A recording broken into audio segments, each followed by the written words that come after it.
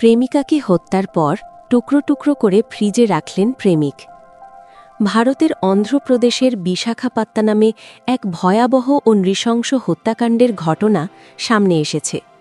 অভিযোগ উঠেছে, চিন্তাদার রবীন্দ্র নামে এক যুবক তার প্রেমিকাকে হত্যার পর দেহের বিভিন্ন অংশ বিচ্ছিন্ন করেছেন।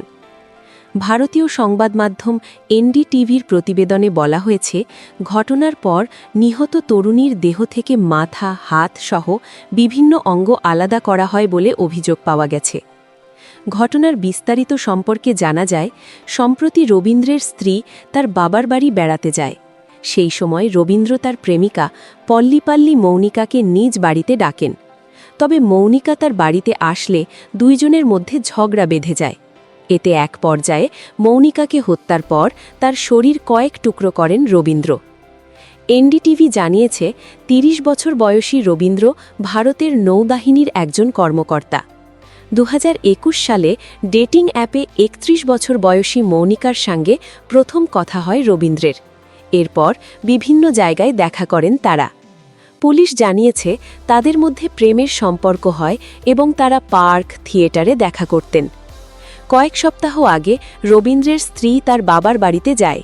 এই সুযোগে প্রেমিকার সঙ্গে একান্তে সময় কাটাতে গত রোববার মৌনিকাকে নিজ বাড়িতে ডেকে নেয় রবীন্দ্র।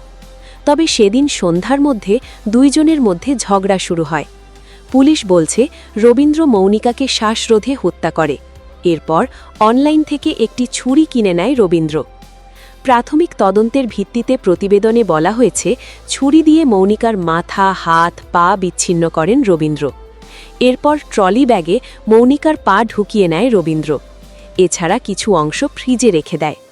পরবর্তীতে রবীন্দ্র থানায় হাজির হন এবং তার দোষ স্বীকার করেন। রবীন্দ্র দাবি করেন, সম্পর্ক চলাকালীন মৌনিকা তার কাছ থেকে ৩.৫ লাখ রুপি নিয়েছে এবং বারবার ভয় দেখায় যে সম্পর্কের কথা তার স্ত্রীকে বলে দেবেন। পুলিশ জানিয়েছে, নিহত তরুণী ও অভিযুক্তের মধ্যে সম্পর্কের বিষয়টি প্রকাশ হয়ে যাওয়ার ভয় এবং টাকার বিষয় নিয়ে প্রায়ই ঝগড়া হতো। এ নিয়েই তাদের মধ্যে একাধিকবার বিরোধ তৈরি হয় বলে ধারণা করছে তদন্তকারীরা। পুলিশ আরও জানিয়েছে, পুরো ঘটনার পেছনের কারণ ও বিস্তারিত তথ্য উদ্ঘাটনে তদন্ত কাজ চলছে।